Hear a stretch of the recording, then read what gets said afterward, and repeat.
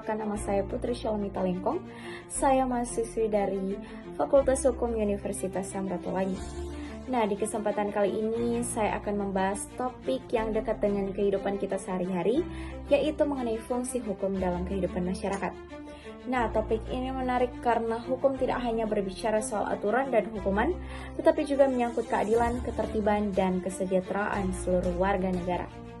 Tanpa hukum, kehidupan manusia akan berada dalam kekacauan. Tidak ada pedoman dan tidak ada perlindungan, dan yang pastinya tidak ada kepastian. Nah, mari kita bahas bersama bagaimana sebenarnya hukum bekerja dalam kehidupan sosial kita. Teman-teman, kita hidup dalam masyarakat yang sangat beragam.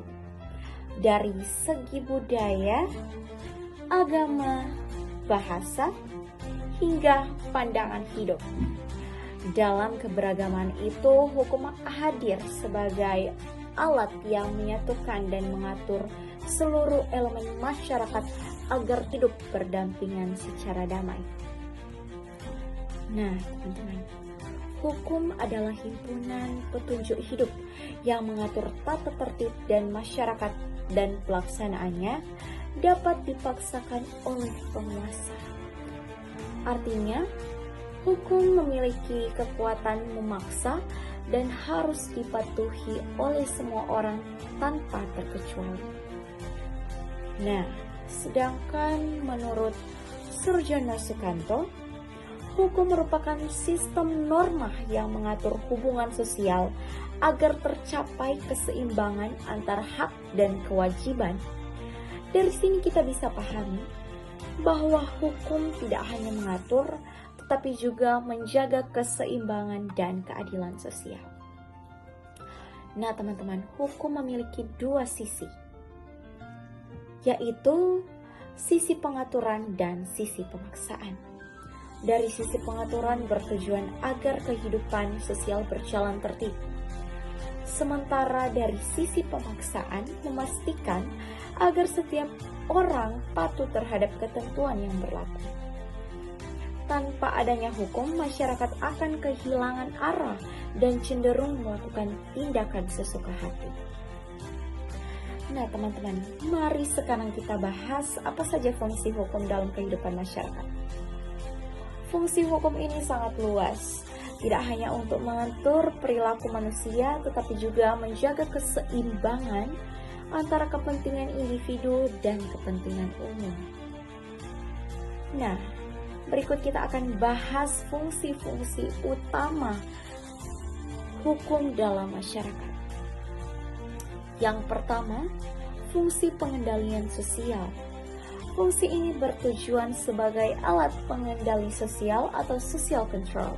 Artinya, fungsi hukum ini mengatur atau mengarahkan perilaku masyarakat agar sesuai dengan norma dan nilai yang berlaku. Contohnya, hukum pidana mengatur agar orang tidak mencuri, menipu, atau melakukan kekerasan. Fungsi ini memiliki dua sisi. Yang pertama dari preventif, yaitu mencegah terjadinya pelanggaran, dan represif, yaitu memberikan sanksi kepada pelanggar agar timbul efek jerah. Nah, di era digital seperti sekarang, hukum juga berperan atau mengatur perilaku di dunia maya. Misalnya melalui Undang-Undang Informasi dan Transaksi Elektronik. Hukum berfungsi mengendalikan penyebaran berita bohong, ujaran kebencian, serta kejahatan siber. Nah, fungsi kedua yaitu penyelesaian sengketa. Dalam kehidupan sosial, konflik adalah hal yang tidak bisa dihindari. Hukum hadir sebagai alat penyelesaian sengketa agar konflik tidak berujung pada kekerasan atau kekacauan. Sengketa bisa diselesaikan melalui jalur litigasi, yaitu pengadilan, atau non-litigasi seperti mediasi, konsiliasi, dan arbitrase.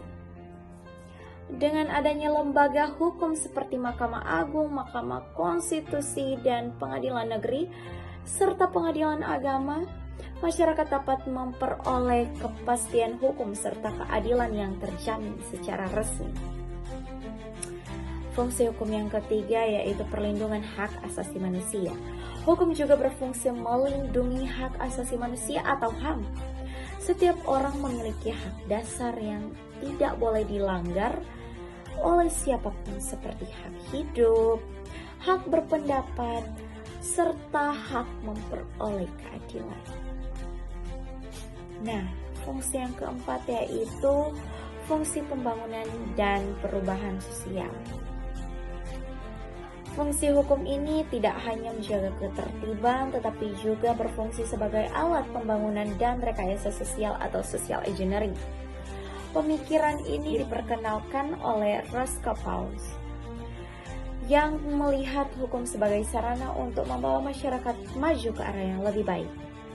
Misalnya kebijakan reformasi agraria untuk pemerataan tanah, atau peraturan tentang kesetaraan gender untuk mendorong keadilan antara laki-laki dan perempuan. Bahkan, dalam era modern, hukum mendukung inovasi seperti e-government, ekonomi digital, dan pembangunan berkelanjutan. Artinya, hukum bukan hanya mempertahankan keadaan tetapi juga mendorong kemajuan bangsa. Nah, yang kelima yaitu integrasi dan ketertiban nasional. Indonesia dikenal sebagai negara yang sangat maju. Hukum berperan sebagai alat integrasi nasional, yaitu untuk menyatukan semua elemen bangsa dalam suatu sistem hukum yang sama. Dengan hukum nasional yang berlaku bagi semua orang, tidak ada perbedaan perlakuan antara warga negara dari latar belakang yang berbeda. Nah, selain itu, hukum juga menjaga ketertiban nasional, mengatur hubungan antara pemerintah pusat dan pemerintah daerah, serta mencegah konflik antar kelompok. Pancasila sebagai dasar negara menjadi sumber moral dan nilai bagi seluruh peraturan hukum di Indonesia. Yang keenam, yaitu fungsi pendidikan dan pembentukan kesadaran hukum. Nah, fungsi ini berfungsi untuk mendidik masyarakat agar memahami hak dan kewajibannya.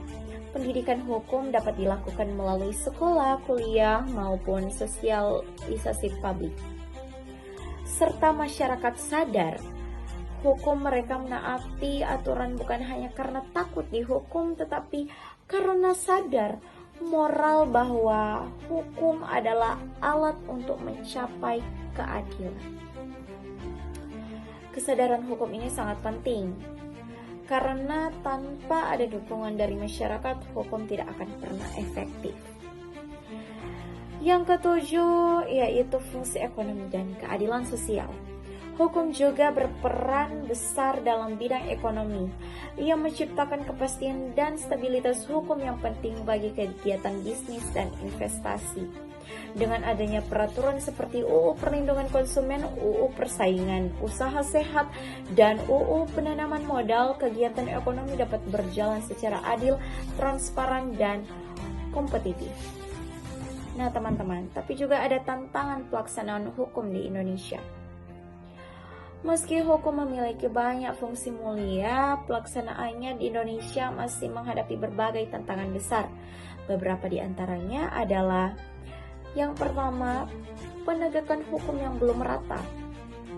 Seringkali hukum terlihat tajam ke bawah tapi tumpul ke atas. Masyarakat kecil mendapat hukuman berat, sementara pelaku pelanggaran dari kalangan berkuasa sering lolos dari jerat hukum. Yang kedua, korupsi di kalangan aparat penegakan hukum. Ketika polisi, jaksa, atau hakim terlibat korupsi, keadilan sulit ditegakkan dan kepercayaan publik pun menurun. Yang ketiga, rendahnya kesadaran hukum masyarakat. Banyak warga, terutama di daerah pedesaan, masih belum memahami hak dan kewajibannya secara hukum. Yang keempat, tantangan globalisasi dan teknologi. Kejahatan siber, penyebaran hoaks, dan pencurian data pribadi memerlukan sistem hukum yang lebih adaptif dan modern. Yang kelima, yang terakhir yaitu kurangnya pendidikan hukum. Masyarakat sering memahami hukum hanya dari sisi hukuman, bukan sebagai pedoman moral dan sosial. Untuk mengatasi tantangan ini, Indonesia memerlukan reformasi hukum yang menyeluruh, meningkatkan integritas aparat, memperkuat pendidikan hukum, dan menumbuhkan budaya taat hukum di masyarakat. Nah, teman-teman, dari semua pembahasan kita tadi, kita bisa simpulkan bahwa hukum memiliki peran yang sangat penting dalam menciptakan ketertiban dan keadilan serta kesejahteraan sosial. Namun, hukum bukan hanya akan efektif jika memenuhi 3 syarat utama, yaitu substansinya yang adil, yang kedua aparatnya berintegritas, dan yang ketiga masyarakatnya memiliki kesadaran hukum. Sebagai generasi muda, kita punya peran besar dalam mewujudkan penegakan hukum yang bersih dan adil. Mulailah dari hal-hal kecil, seperti menghormati peraturan, tidak menipu, dan berani bersuara ketika melihat ketidakadilan. Karena sejatinya hukum yang kuat bukan hanya karena aturan yang tegas, tetapi karena masyarakatnya yang sadar dan bertanggung jawab. Nah teman-teman, sekian pembahasan kita kali ini. Sampai jumpa.